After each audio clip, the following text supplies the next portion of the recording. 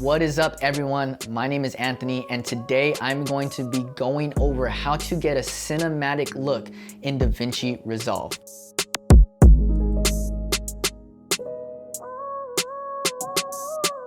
Over here on DaVinci Resolve, I have a project that I loaded up. If you guys are in here, you guys are already seeing what's taking place. And I have this specific clip clicked on because I really want to show you guys my creative process in creating this color. So this is a video that I did for my church. We shot it, we edited it, and we brought the concept to reality. And as I turn this audio down, we don't need to hear the audio today. As I turn the audio down, I just want to show you a couple clips. The first one is how to get the nice skin tones, but also make this look very cinematic. That's going to be the goal for today. So I'm going to jump right in. So today, as you guys see, I have my node tree, very simple node tree, nothing crazy at all. I have my color balance over here, and I also have some text over here that I added onto it. But first things first, I'm going to take all of these off to show you guys what it looks. So I shot this in Panasonic Vlog, right? We have a Panasonic EVA 1 shooting at 4K, and it's straight from the camera, straight from the SD card, shooting Vlog. First, I want to start with my CST. Now, yours is going to look a little different because I already set my node tree up. If you want to set your node tree up like this, very simple. All you have to do is click on the first one and click Option S if you want a Mac. For me, I like to add about 6 of them. So I go 1, 2, 3, 4, 5, 6, 7, 8. 7 and 8 are normally my LUT and my grain channels. So the first thing is first, on node tree number 7, I'm gonna bring this back. I like to use color space transform. I was always taught to use the color space transform to transform it. So my input gamma is Panasonic Vlog, and my output color space is use timeline. My output gamma, I'm gonna change this to Cineon Film Log. I've always found that this has worked very good, and it's been awesome for me to use. From there, I like to throw my LUT on second. So I'm gonna bring that in. So if you're looking at this and wondering how do I get to the LUT, you're gonna right click on it and you're gonna go to LUT down here. I like to use film looks, so if you would like to use the same one that I'm using, I'm actually using the Rec 709 Kodak 2383D55. That just sits good with my footage. Now you're probably looking at my footage or thinking about your own footage and wondering why it looks ugly. Let me get to that. I will do some other adjustments in the next one. The first one that I go to up top is I always start with my primaries. So we're gonna open up this primaries tab and I'm gonna unmute that, and you'll see what I did to my image, and I brightened it up and I added some contrast and all that fun stuff. So the first thing that I did is coming over here. For me, I needed to warm mine up a little bit, so I warmed it up to about 130. From there, what I did was I actually pulled my gamma up. So let me show you what my gamma is doing. So if I drag this back down, if I drag it to 0, see how dark it is? If I drag it back up to where I had it initially, you'll see that it's pulling enough out of what I want it to. Same thing with the gain. The gain I dragged all the way to 1.10, and that's just giving me more boost in my image, something that I like. For me, I also dragged my highlights down just a tad, just to see and get a little more balance in my highlights and my shadows.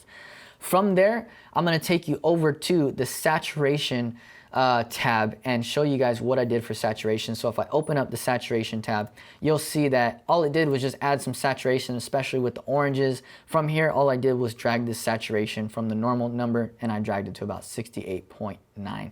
For me, that looks good. You could add more or you could add less if you want. I really love that. I really love how it stands out, and that's looking really good so far. From here, the next thing I will add is Gaussian blur. See, the Gaussian blur you can't really see too much. However, I'm gonna zoom in and toggle it on and off. It's a small difference. I only added it to about 134. The reason why I add Gaussian blur is because I personally love some blurriness in my shoots, and I love to add grain. And I think that the grain and Gaussian blur sit really well together. So from there, that's what I add as far as Gaussian blur. Now the next thing I added is I created my own halation effect, which is just kind of giving the highlights a little bit of boost. You can see it tremendously in here in her hair, because obviously the light is shining in that area. So from here, what I did is I actually created a compound node. So I'm gonna open up this compound node and show you guys what I did. And the first thing I did was I actually went into my qualifier. And from here, I dragged my luminance up, and my luminance basically is just taking out all of the shadows and working specifically on the highlights. From there, I clicked my low soft a little bit just to fade it out right in this area to kind of get a little more balance in there. And then the second thing I did was I added a edge detect. So for me, I added a grayscale edges instead of RGB edges. For me, I've always found that that works. For me, the edge color that I was going for was a little more orangey, just to give that saturated orange vibe that I was going for this video. The edge width, you can see that this doesn't really do much at the moment, but if I turn my brightness up, you can see in the details here that it's dragging up. So I'm gonna Command Z that just to get it back where I wanted it. I also have the global blend set to 0.20 because I don't need it super much. I don't need it too much on this.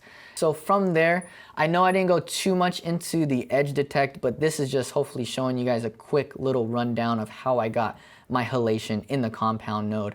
From there, after the halation, I always like to add glow. So I'm gonna bring this in, and the glow I don't use to actually glow the image. I actually use to balance the offset of the halation. So the halation, I go for an orange vibe. Now I wanna balance that by adding the glow and bringing in a soft, cool tone to it, so that way it balances out. As you guys can see, from the beginning to the end, it gave it a little more hue to it. It gave it a little more blue as well. And now, from there, as I have my glow, my CST, my LUT, I always like to add film grain. And if we zoom in, you could see the grain, toggle off, toggle on. It just adds some nice looks to it. For me, I really like the balance between my red, my green, and my blue. The blue is lacking a little bit. However, I like it for the look that I'm going for.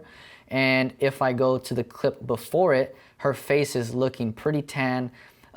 She does look that tan in person. We just had very harsh lighting, so it may look a little bit oversaturated, but I could always take the saturation out to give it more of a dramatic effect. So from there, going back to this clip, is first is your primaries, then is your saturation. The next thing I like to add is Gaussian blur. From there, I like to add halation, adding a glow, a CST, a LUT, and then finally film grain. From there, sometimes I will also add motion blur. That's if you want to add it from there. Again, guys, I'm still a beginner at this, and I'm just showing you guys my process of how I create my church videos and how I create my videos in general. So please don't knock me, don't hate me for doing this. It may be wrong. I'm still learning, and I hope that we could all learn and grow together. I just wanted to possibly help a beginner out and help someone out that's really struggling or really trying to figure out how to dive into DaVinci Resolve. So today that wraps up the tutorial on how to create a cinematic color style and profile for DaVinci Resolve and for your footage. Hey, my name's Anthony, and I just wanted to encourage you guys, whatever step you're in DaVinci Resolve, keep on going. I'm just continuing to work, continuing to grow my niche, continuing to grow my style, but I know that the more you do this, the more you will make an impact in the film world. Continue to push on, continue to push forward, and I had fun in this video teaching you guys. Hopefully see you guys on the next one.